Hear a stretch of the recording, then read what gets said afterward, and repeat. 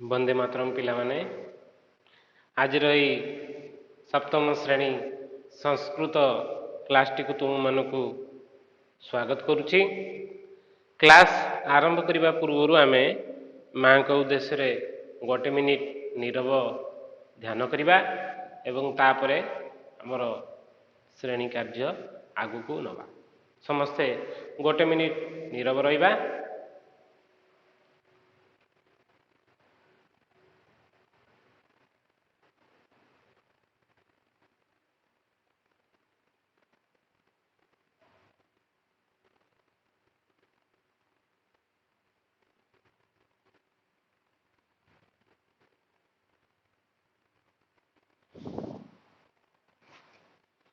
तो पिला माने आमे प्रिय भारतवर्ष कविताटीर किछि पंक्ति आर पीरियड रे आलोचना करथिले एवं तार ओडिया अर्थ मध्य लिखिथिले। आज आउ किछि जो अछि पंक्ति तार ओडिया अर्थ करबा एवं तापरे आमे बहिर प्रथम विषय को जिबा। देख तृतीय पंक्तिटी पाखरे आमर थिला जत्र हि वेदा निखिला जाता ऋषिमुनि कवय प्रमुखा ख्याता। ता अर्थ जेउठारे चारि गोटी वेदर सृष्टि होइछि एवं प्रख्यात ऋषिमुनि कवि माने जन्म होइछन्ति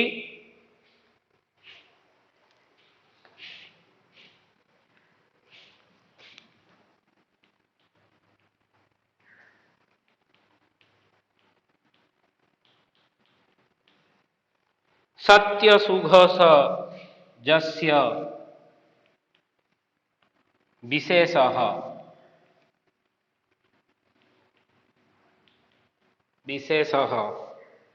पृथ्यामादर्श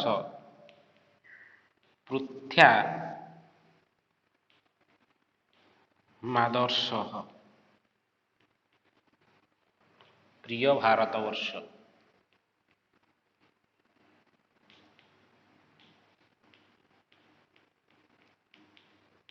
तार अर्थ सत्य सुघोष जस्य विशेष पृथ्यामादर्श प्रिय भारतवर्ष। आर अर्थ सत्य जाहार सुघोष माने घोषणा करुची सत्य जाहा घोषणा सत्य जाहा घोषणा करी एही पृथ्वी रे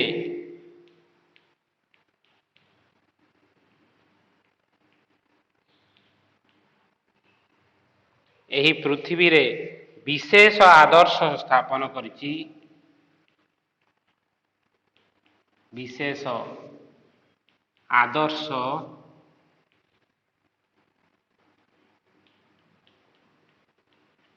स्थापन करिछि सेही मोर प्रिय भारतवर्ष अटे। सेही मोर प्रिय भारतवर्ष अटे।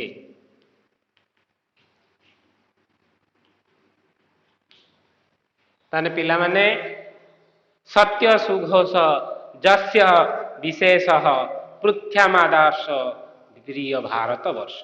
सत्य जहा घोषणा करी ए पृथ्वी रे विशेष आदर्श स्थापन करिछि सेही होउछि मोर प्रिय भारतवर्ष।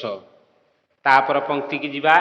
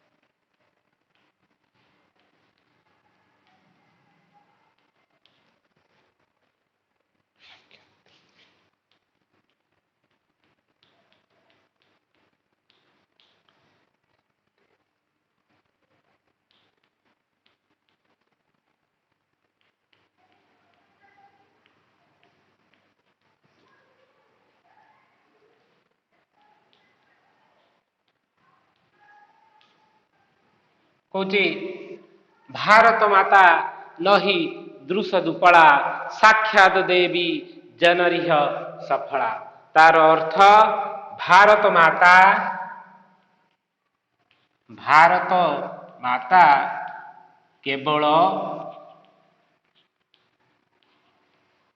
କେବଳ ମାଟି ପଥର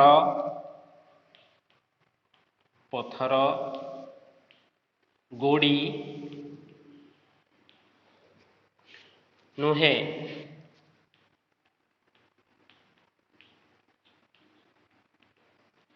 ସେ ହେଉଛନ୍ତି ସାକ୍ଷାତ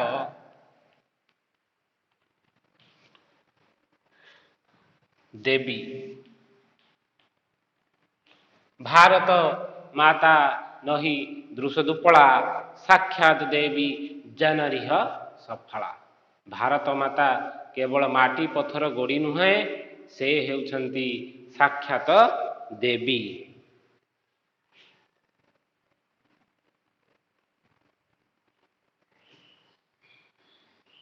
କହୁଛି ଏହିଠାରେ ଜନ୍ମ ହୋଇ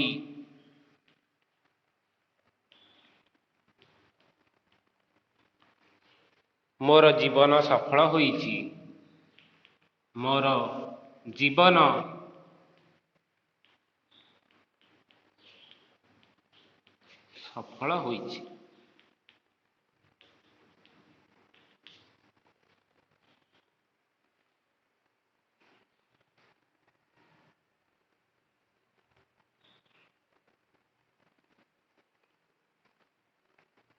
ତାପରେ ପଂକ୍ତିଟି ୟା ତୁ ଜନ୍ମ ନସ୍ତସ୍ତବାୟାଂ, ୟା ତୁ ଜନ୍ମ ନସ୍ତସ୍ତେ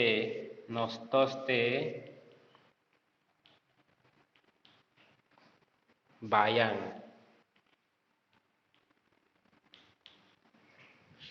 ଭବତାତ୍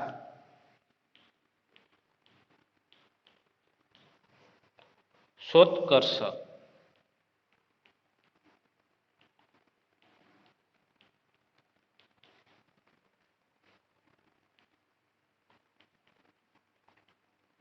ପ୍ରିୟ ଭାରତବର୍ଷ।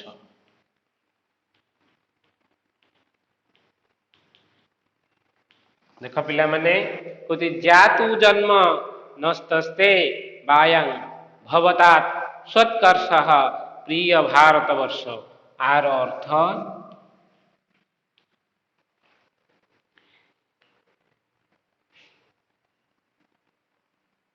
ଏହିଠାରେ ଜନ୍ମ ହୋଇ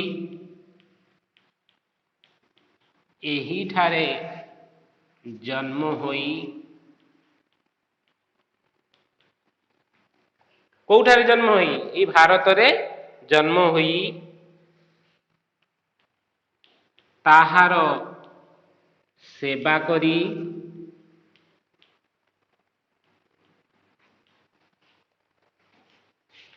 ତାହାର ଉତ୍କର୍ଷ ବା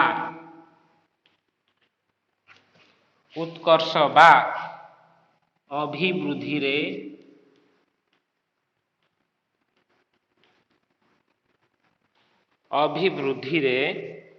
ମୋର ଜୀବନକୁ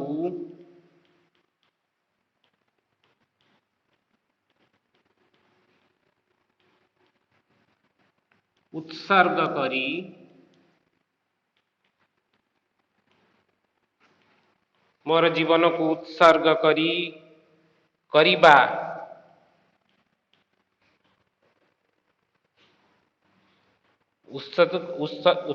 କରିବା ମୋର ଲକ୍ଷ୍ୟ।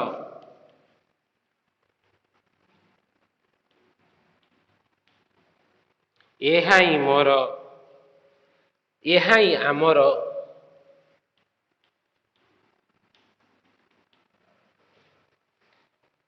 ଆମର ପ୍ରିୟ ଭାରତବର୍ଷ ଅଟେ।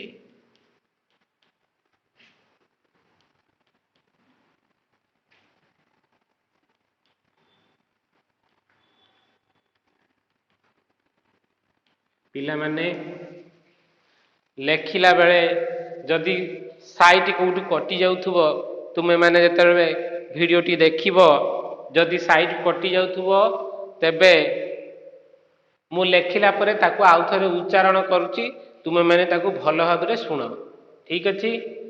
ବେଳେ ବେଳେ କ'ଣ ହୁଏ ନା ଆମେ ଏଠୁ ଦେଖୁଛେ ପୁରା ଆମକୁ ବ୍ଲାକ୍ ବୋର୍ଡ଼ଟି ଦେଖାଯାଉଛି, କିନ୍ତୁ ପୁରା ଭିଡ଼ିଓଟି ହେଇସାରିଲା ବେଳକୁ ସାଇଟ୍ କେତେବେଳେ କଟି ଯାଉଛି। ତେଣୁ ଲେଖିଲା ବେଳେ ଆମେ ତାକୁ ଆଉଥରେ ପ୍ରମ୍ପଟିଂ କରୁଛେ ବା ପଢ଼ୁଛେ, ଆଉଥରେ ଯାହା ଲେଖୁଛେ ତାକୁ ପଢ଼ୁଛେ। ତେଣୁ ତୁମେମାନେ ଭଲ ଭାବରେ ତାକୁ ଶୁଣୁଥିବ।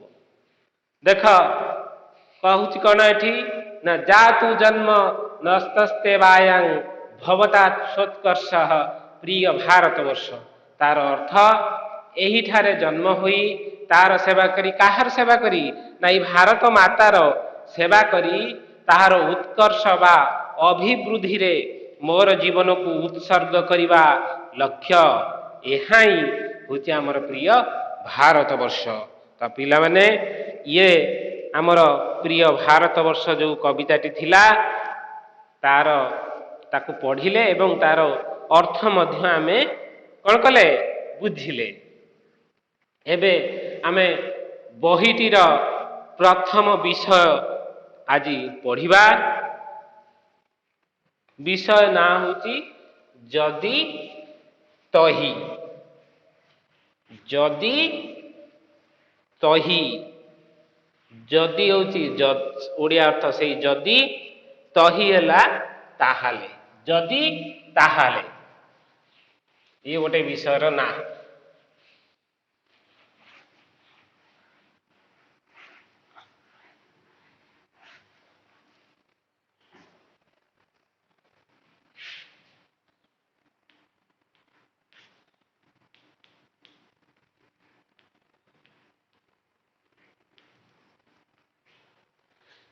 କହୁଛି ଯଦି ତହି। କଳକଳ ନାଦେନ ତଟଦ୍ୱୟଂ ସ୍ପୃଶ୍ୟନ୍ତି ଜାହ୍ନବୀ ପ୍ରବହତି ତସ୍ୟାଃ ଦ୍ୱୟଃ ପାର୍ଶ୍ୱୟୋଃ ସୁପୁଷ୍ପିତାଃ ଲତାଗୁଳ୍ମାଃ ଶୋଭନ୍ତେ ବିହଙ୍ଗାନାଂ ମଧୁର କାକଳିଃ ତଟଦେଶଂ ମୁଖରୟତି। ପିଲାମାନେ ତୁମେମାନେ ମଧ୍ୟ ଏହାକୁ ବାରମ୍ବାର ପଢ଼ିବ, କାରଣ ପଢ଼ିଲେ ସଂସ୍କୃତର ଉଚ୍ଚାରଣଗତ ଯେଉଁ ଶୁଦ୍ଧତା ଆସିଥାଏ। ଠିକ୍ ଅଛି? ତାପରେ କ'ଣ କହୁଛି ନା ଏଷା ନିସର୍ଗ ଶୋଭା ବିନୋଦମ୍ ଈଷଦପି ପ୍ରଭାବୟିତୁଂ ନ ଶକ୍ନୋତି ଏକସ୍ମିନ୍ ଶିଳାଖଣ୍ଡେ ଉପବିଷ୍ଟଃ ସ ଗମ୍ଭୀରଂ ଚିନ୍ତୟତି ପରୀକ୍ଷାୟାମ୍ ଅନୁତୀର୍ଣ୍ଣତା ତସ୍ୟ ଚିନ୍ତୟା ବିଷୟଃ ସହ ଚିନ୍ତୟତି କୁତଃ ସମ୍ୟକ୍ ନ अपठम् कुतः समयस्य दुरुपयोगम् अकरवम् यदि अहं सम्यक् अपठिष्यं तर्हि ईदृशी दुरवस्था न अभिस्यत्। यदि अहं गुरुजनानाम् उपदेशम् आश्रयस्यं तेषां वचनं च अपालयिष्यं तर्हि अहं परीक्षायाम् अवश्यम् उत्तीर्णः अभविष्यम्। अधुना किं कुर्याम् मातापित्रोः बन्धु बान्धवानां सहपाठिनां च समक्षं मुखं कथं दर्शयेयम्। सुशील अरे विनोद त्वं अत्र उपविश्य किं चिन्तयसि? ग्रामे मया सर्वत्र अन्विष्टं त्वम् अद्य अतीव दुःखितः इति अहं जानामि, किन्तु बन्धो विचारय किञ्चित् वर्षारम्भात् यदि त्वं मनोयोगेन अपठिष्यः तर्हि अद्य तव दुःखं न अभविष्यत्। समयस्य दुरुपयोगं मा कुरु इति त्वं कतिवारम् अकथयम् यदि त्वं मम वचनम् आश्रोष्यः तर्हि त्वमपि मद्वत् प्रथमश्रेण्याम् उत्तीर्णः अभविष्यः। विनोदस्य पिता त्वं लज्जितं मा कुरु सुशील तस्य कर्मफलम् इदम् एव भविष्यति इति अहम् अजानामि। सुशील आर्य भवान् अत्र कथम्? विनोदस्य पिता वत्स तद्वत् अहमपि इमम् अन्विष्यन् अत्र आगत दुर्भाग्यम् अस्य यदि एषः तद्वत् अध्ययनम् अकरिष्यत् तर्हि अद्य अस्य नेत्राभ्याम् अश्रुवृष्टिः न अभविष्यत्। एतत् श्रुत्वा विनोदः सोद्गारं क्रन्दन् अवदत् क्षम्यतां पिता अधुना स्वप्रमादं बोधामि भवतः पादस्पर्शेन प्रतिजानामि अहम् इतः परं कदापि समयस्य दुरुपयोगं न करिष्यामि। पिता पुत्रम् उत्थाप्य आलिङ्ग्य च जानामि वत्स इतः परं त्वं पराजयस्य ग्लानि कदापि न प्राप्नोषि। चल माता त्वं स्वत्कण्ठं प्रतीक्षते। सुशीला त्वमपि आवाभ्यां सह आगच्छ अस्माभिः सह भोजनं कृत्वा गृहं गमिष्यसि। तो पिला माने एई विषयटी आमको गोटे शिक्षाप्रद विषय दौची बा शिक्षा आमको दौची कौन ना ताहा होची समयर दुरुपयोग केबे हेले करिब नाही। विशेष करी शिक्षार्थी मानक पाई एई कौन आमर एटा होची कौन नीतिबाणी बा गोटे उदाहरण दिया जाउची जे पिला माने तुम माने तुमर एबे जो बयस तुमे कौन करिब ना खाइब आउ पाठ पढ़िब अन्य कौनसी चिंता तुम मुंडरे पशिबा उचित नुहे नुहे कि बापा माँ माने केते आशा रखि थांती तुम उपरे जे आम पुओ भल पढ़िब आम झीटी भल पढ़िब किंतु तुमे माने कौन कर ना तांकर स्नेह को कौन कर तांक स्नेह तांकर जो स्नेह रे से माने तुमको स्वाधीनता दियंती तुमे तार दुरुपयोग करूछ नुहे कि तो ये विषयटी आमे पढ़िबा। हाँ एथिरे गोटे शिक्षणीय कथा देइछि कौन ना समयर दुरुपयोग केबे करिब नाही कारण समय केबे काहाकू अपेक्षा करे नाही नुहे कि देख पिला माने आहुरी सहज करिक बुझौछि तुम मानकू देख तुमे माने 2019 मसीह रे तुमर को क्लास थिला पंचम थिला नुहे कि 2020 रे षष्ठ हला एटा होची सॉरी भूल कहली 2019-20 शिक्षा वर्ष रे तुम मानकर थिला पंचम 20-21 शिक्षा वर्ष रे तुम मानकर हैला षष्ठ एबे चलीची 21-22 शिक्षा वर्ष रे तुम मानकर सप्तम। तो जो जो वर्ष बढ़िब तुम मानकर कौन बयस मध्य बढ़िब क्लास मध्य बढ़िब तुमे जेतेबेले 10 वर्ष आगु को गला परे तुमे आउ कौन 10 वर्ष पछकू फेरी परिबो कि बा एई 2019-20 मसीहा को तुमे आउ फेरी परिबो ना तुमे से पंचम श्रेणी रे आउ पाठ पढ़ी परिबो पढ़ी परिबनी। तेनु जो समयटी तुमे माने वर्तमान रे अछ तार सदुपयोग कर एवं ताकू भल भाबरे कौन कर विनियोग कर। आस आमे वर्तमान आउ थरे विषयटी पढ़िबा आउ तार अर्थ मध्य जानिबा। तने जदि ताही कहिले जदि ताहाले जदि ताहाले तने जदि ताहाले आमे गोटे प्रश्नवाचक शब्द भली हमको मने हुए ଯଦି ମୁଁ ଯଦି ଏଇ କାମଟା କରିଥାନ୍ତି ତାହେଲେ ଏଇ ଫଳ ପାଇଥାନ୍ତି, ନୁହେଁ କି? ସେଟା ଗୋଟେ ପ୍ରଶ୍ନ ଭଳି ଲାଗୁଛି। ଦେଖ କହୁଛି କଣ ନା କଲ କଲ ନାଦେନ ତଟଦ୍ୱୟଂ ସ୍ପୃଶ୍ୟନ୍ତି ଜାହ୍ନବୀ ପ୍ରବହତି। କଣ ତାର ଅର୍ଥ? ନା କଳ କଳ ନାଦରେ ଦୁଇ ତଟ ଦେଶ ଛୁଇଁ ଜାହ୍ନବୀ, ଜାହ୍ନବୀ ଗୋଟେ ନଦୀ ଅଛି କି? ହଁ ଅଛି। କଣ ନା ଗଙ୍ଗା ନଦୀର ଅନ୍ୟ ନାମ ହଉଛି ଜାହ୍ନବୀ। ହେଲା, ତାନେ ଜାହ୍ନବୀ ନଦୀ କଣ କରୁଛି ନା କଳ କଳ ନାଦରେ ତାର ଦୁଇ ତଟ ଦେଶକୁ ଛୁଇଁ ବହି ଯାଉଛି। ତସ୍ୟାଃ ଦ୍ୱୟଃ ପାର୍ଶ୍ୱୟଃ ସୁପୁଷ୍ପିତାଃ ଲତା ଗୁଳ୍ମାଃ ଶୋଭନ୍ତେ। ତାହାର ଦୁଇ ପାର୍ଶ୍ୱରେ ଫୁଲ ଫୁଟିଥିବା ଲତା ଗୁଳ୍ମ ଗୁଡ଼ିକ ଶୋଭା ପାଉଛି। ବିହଙ୍ଗାନାଂ ମଧୁର କାକଳୀ ତଟଦେଶଂ ମୁଖରୟତି। ବିହଙ୍ଗାନାଂ, ବିହଙ୍ଗ ମାନେ ପକ୍ଷୀମାନଙ୍କର କଣ ମଧୁର ରାବରେ ତାର ତଟଦେଶ ବା ଦୁଇ କୂଳ କଣ ହଉଛି ନା ମୁଖରିତ ହେଉଛି ବା କମ୍ପମାନ ହଉଛି ପକ୍ଷୀମାନଙ୍କର ରାବରେ। ଏଷା ନିସର୍ଗ ଶୋଭା ବିନୋଦମ ଈଷଦପି ପ୍ରଭାବୟିତୁଂ ନ ଶକ୍ନୋତି। ଏଇଭଳି ଏକ ସ୍ୱର୍ଗୀୟ ଶୋଭା ବିନୋଦ, ବିନୋଦ ବୋଲି ଗୋଟେ ପିଲା ତାକୁ କଣ କରୁଛି ନା ଈଷଦପି ଟିକିଏ ହେଲେ ମଧ୍ୟ ପ୍ରଭାବିତ କରିପାରୁନାହିଁ।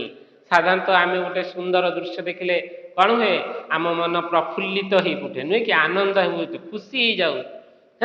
କିନ୍ତୁ ଏଇ ଯୋଉ ପିଲାଟି ବିନୋଦ ବୋଲି ପିଲାଟି, ୟାକୁ ଟିକିଏ ହେଲେ ସେଇ ଶୋଭା ପ୍ରଭାବିତ କରୁନାହିଁ। ଏକସ୍ମିନ୍ ଶିଳାଖଣ୍ଡେ ଉପବିଷ୍ଟଃ ସଃ ଗମ୍ଭୀରଂ ଚିନ୍ତୟତି। ଏକସ୍ମିନ୍ ଶିଳାଖଣ୍ଡେ, ଶିଳାଖଣ୍ଡ ଗୁଡ଼ିକ ମାନେ ପଥର, ଗୋଟିଏ ପଥର ଖଣ୍ଡ ଉପରେ ବସି ସେ କଣ କରୁଛି ନା ଗଭୀରଂ ଚିନ୍ତୟତି, ଗଭୀର ଭାବରେ ଚିନ୍ତା କରୁଛି। ପରୀକ୍ଷାୟାମ୍ ଅନୁତ୍ତୀର୍ଣ୍ଣତା ତସ୍ୟ ଚିନ୍ତୟାଃ ବିଷୟ। ପରୀକ୍ଷାରେ ଅନୁତ୍ତୀର୍ଣ୍ଣ ବା ଫେଲ ହେଇଯିବା ତାର କଣ ଚିନ୍ତାର ମୁଖ୍ୟ କାରଣ ଅଟେ। ସଚିନ୍ତୟତି, ସେ ଚିନ୍ତା କରୁଛି କଣ ନା କୁତଃ ସମ୍ୟକ୍ ନ ଅପଠମ୍। କହୁଛି କାହିଁକି ମୁଁ ଭଲ ଭାବରେ ପାଠ ପଢ଼ିଲି ନାହିଁ। କୁତଃ ସମୟସ୍ୟ ଦୁରୁପଯୋଗମ୍ ଅକରବମ୍।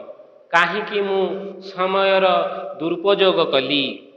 ଯଦି ଅହମ୍ ସମ୍ୟକ୍ ଅପଠିଷ୍ୟଂ ତହି ଈଦୃଶୀ ଦୁରବସ୍ଥା ନ ଭବିଷ୍ୟତ୍। କହୁଛି ଯଦି ମୁଁ ଭଲ ଭାବରେ ପଢ଼ିଥାନ୍ତି ତାହେଲେ ମୋର ଏଭଳି ଦୁରବସ୍ଥା ହୋଇ ନଥାନ୍ତା। ଯଦି ଅହଂ ଗୁରୁଜନାନାଂ ଉପଦେଶାମ୍ ଆଶ୍ରୋଷ୍ୟଂ ତେଷାଂ ବଚନଂ ଚ ଅପାଳୟିଷ୍ୟଂ ତହି ଅହଂ ପରୀକ୍ଷାୟାମ୍ ଅବଶ୍ୟମ୍ ଉତ୍ତୀର୍ଣ୍ଣ ଅଭବିଷ୍ୟମ୍।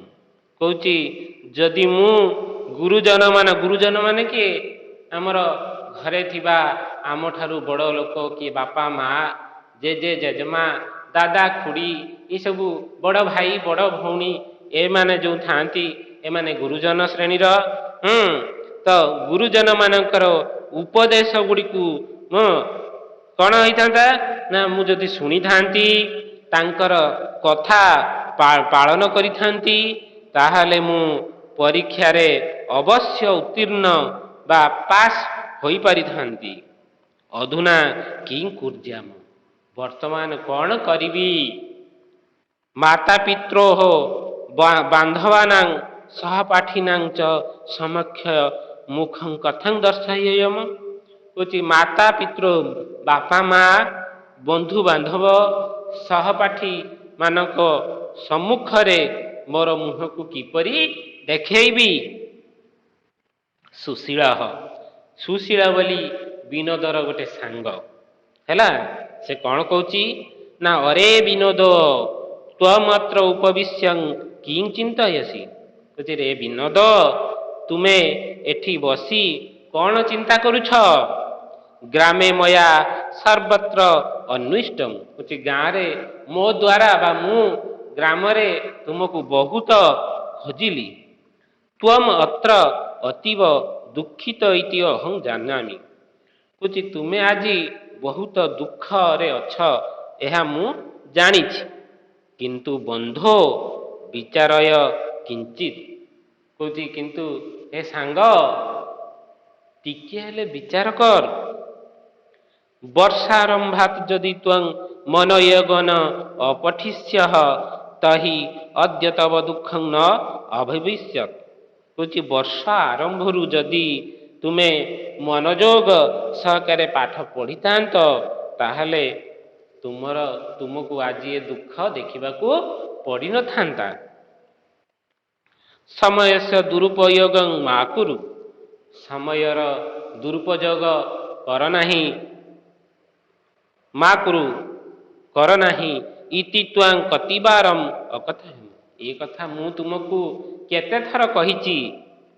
ଯଦି ତ୍ୱଂ ମମ ବଚନଂ ଆଶ୍ରୋଷ୍ୟଃ ତହି ତ୍ୱମପି ମଦ୍ବତ୍ ପ୍ରଥମ ଶ୍ରେଣ୍ୟାମ୍ ଉତ୍ତୀର୍ଣ୍ଣଃ ଭବିଷ୍ୟତ୍, କହୁଛି ଯଦି ତୁମେ ମୋ କଥା ଶୁଣିଥାନ୍ତ ତାହେଲେ ତୁମେ ଆଜି ମୋ ଭଳି ପ୍ରଥମ ଶ୍ରେଣୀରେ ଉତ୍ତୀର୍ଣ୍ଣ ହୋଇଥାନ୍ତ। ବିନୋଦସ୍ୟ ପିତା, ବିନୋଦର ବାପା। ତଂ ଲଜ୍ଜିତଂ ମା କୁରୁ ସୁଶୀଳ, ତାକୁ ଲଜ୍ଜିତ କର ନାହିଁ ସୁଶୀଳ। ତସ୍ୟ କର୍ମଫଳଂ ଇଦମ୍ ଏବ ଭବିଷ୍ୟତି ଇତି ଅହଂ ଅଜାନମ୍, କହୁଛି ତାର କର୍ମଫଳ ଏଇଭଳି ହବ ବୋଲି ମୁଁ ଜାଣିଥିଲି। କିଏ କହୁଛନ୍ତି? ନା ବିନୋଦର ବାପା କହୁଛନ୍ତି। କାହାକୁ? ନା ସୁଶୀଳକୁ। ସୁଶୀଳ ଆର୍ଯ୍ୟ ଭବାନ ଅତ୍ର କଥମ୍, ସୁଶୀଳ କହୁଛି ଆର୍ଯ୍ୟ ଏକ ସମ୍ବୋଧନ। ଆମେ ଯେମିତି ଆମର ସାଙ୍ଗର ବାପାଙ୍କୁ ଅଙ୍କଲ କହୁଛେ ବା ମଉସା କହୁଛେ ଯାହା ଆମେ ଡାକୁଛେ, ସେମିତି ଆର୍ଯ୍ୟ ଏଠି ଗୋଟେ ସମ୍ବୋଧନରେ ରହିଛି। କ'ଣ କହୁଛି? ନା ଆପଣ ଏଠାରେ କିପରି? ଆର୍ଯ୍ୟ ଭବାନ ଅତ୍ର କଥମ୍ ବିନୋଦସ୍ୟ ପିତା, ବିନୋଦର ପିତା କ'ଣ କହୁଛନ୍ତି? ନା ବତ୍ସ ତଦ୍ବତ୍ ଅହମ୍ ଅପି ଇମମ୍ ଅନ୍ୱିଷନ୍ ଅତ୍ର ଆଗତ, କହୁଛନ୍ତି କ'ଣ? ନା ପୁଅ, ଏଇଟା ବି ବତ୍ସ ବି ଗୋଟେ ସମ୍ବୋଧନ। କହୁଛି ପୁଅ ତୁମ ଭଳି ମୁଁ ମଧ୍ୟ ଏହାକୁ ଖୋଜି ଖୋଜି ଏଠାକୁ ଆସିଲି। ଦୁର୍ଭାଗ୍ୟମସ୍ୟ, ଏହାର ଦୁର୍ଭାଗ୍ୟ ଅଟେ। ଯଦି ଏସହ ତଦ୍ବତ୍ ଅଧ୍ୟୟନମ୍ ଅକରିଷ୍ୟତ୍ ତହି ଅଦ୍ୟ ଅସ୍ୟ ନେତ୍ରାଭ୍ୟାଂ ଅଶ୍ରୁବୃଷ୍ଟି ନ ଭବିଷ୍ୟତ୍, କହୁଛନ୍ତି ଦୁର୍ଭାଗ୍ୟ ଏହାର, ଯଦି ଇଏ ତୁମ ଭଳି ପାଠ ପଢ଼ିଥାନ୍ତା ତାହାନେ ଆଜି ଏହାର ଆଖିରୁ ବା ଦୁଇ ଆଖିରୁ ଅଶ୍ରୁ ବା ଲୁହ ଗଡ଼ୁ ନଥାନ୍ତା। ଏତତ୍ ଶ୍ରୁତ୍ୱା ବିନୋଦଃ ସୋଦ୍ଗାରଂ କ୍ରନ୍ଦନ ଅବଦତ୍, ଏହା ଶୁଣି ଆମର ବିନୋଦ କ'ଣ କରୁଛି? ନା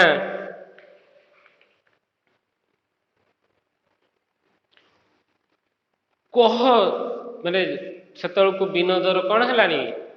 ତାକୁ କାନ୍ଦ ମାଡ଼ୁଥାଏ, ଜୋର ସେ କାନ୍ଦ ମାଡ଼ୁଥାଏ। ସେ କ'ଣ କର, କାନ୍ଦକୁ ଚାପି କରି ବସିଥିଲା। କିନ୍ତୁ ଯେତେବେଳେ ତାର ବାପା ଏ କଥା କହିଲେ ସେ ଆଉ କୋହ ସମ୍ଭାଳି ପାରିଲା ନାହିଁ।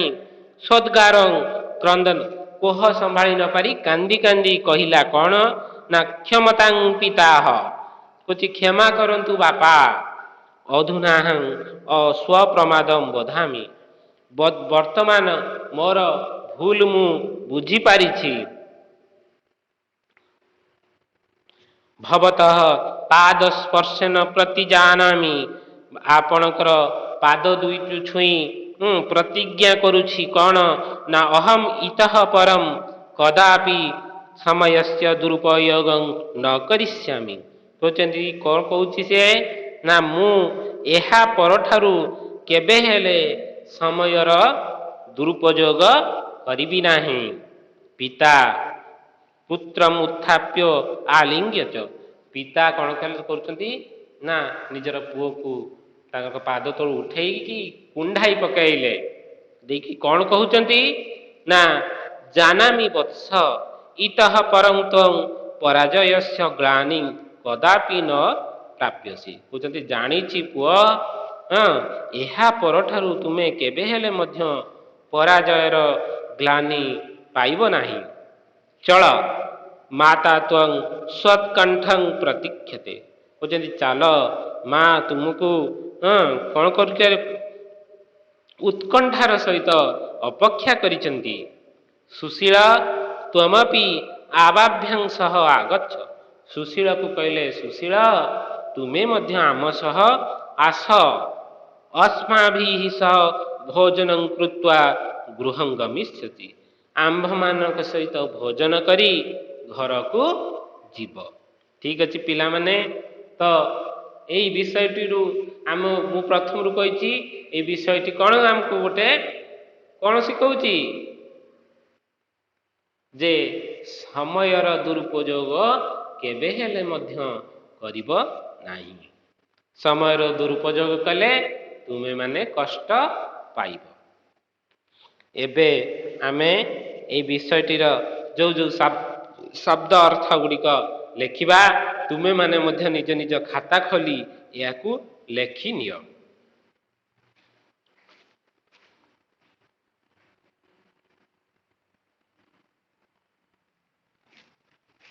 ଦେଖ ପିଲାମାନେ ଆମେ ଏଠି ଶବ୍ଦାର୍ଥ କିଛି ଲେଖିଛେ ଦେଖ ଶବ୍ଦ ଅର୍ଥ ଜାହ୍ନବୀ ଗଙ୍ଗାଙ୍କର ଅନ୍ୟ ନାମ ପ୍ରବହତି ପ୍ରବାହିତ ହେଉଛି ତସ୍ୟା ଏଠି ସ୍ତ୍ରୀଲିଙ୍ଗରେ ବ୍ୟବହୃତ ତସ୍ୟା ପୁଲିଙ୍ଗରେ ହେଇଥାନ୍ତା ତସ୍ୟ ତାହାର ସ୍ପୃଶ୍ୟନ୍ତି ଛୁଇଁ ଛୁଇଁ ଶୋଭନ୍ତେ ଶୋଭା ପାଉଥାଏ ବିହଙ୍ଗାନାମ ବିହଙ୍ଗର ବହୁବଚନଟି ଅଛି ପକ୍ଷୀମାନଙ୍କର କାକଳି ରାବ ଏସା ଏଠି ସ୍ତ୍ରୀଲିଙ୍ଗରେ ବ୍ୟବହାର ହେଇଛି ଏସା ପୁଲିଙ୍ଗରେ ହେଇଥାନ୍ତା ଏସହ ଏସା ଅର୍ଥ ଏହି ନିସର୍ଗ ହେଲା ସ୍ୱର୍ଗୀୟ ଈଷଦପି ଟିକିଏ ମଧ୍ୟ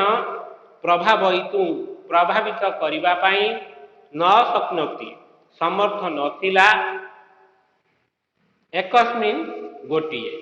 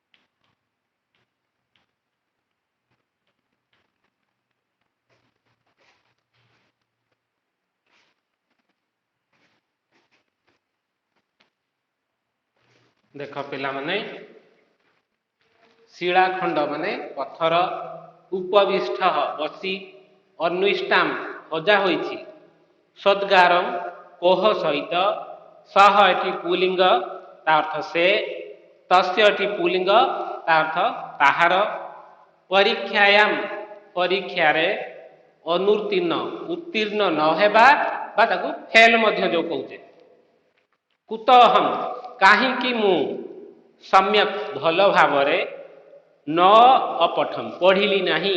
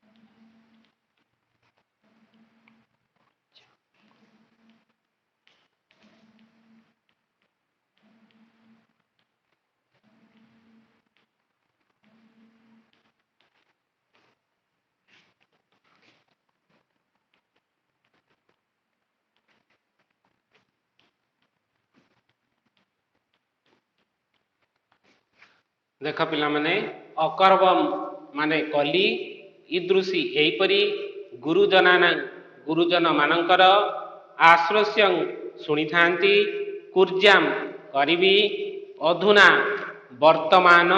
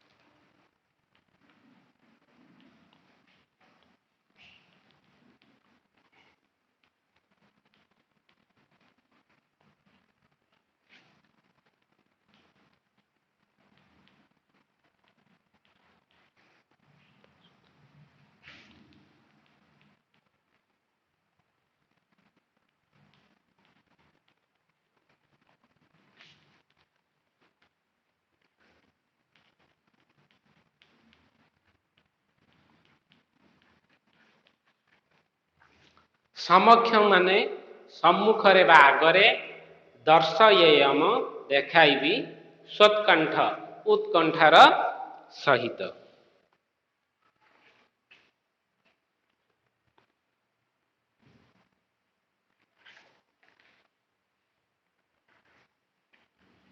तो पिला माने एई विषयटी आज आमे सारिचे आर अनुशीलनम बा प्रश्न उत्तर रहिछि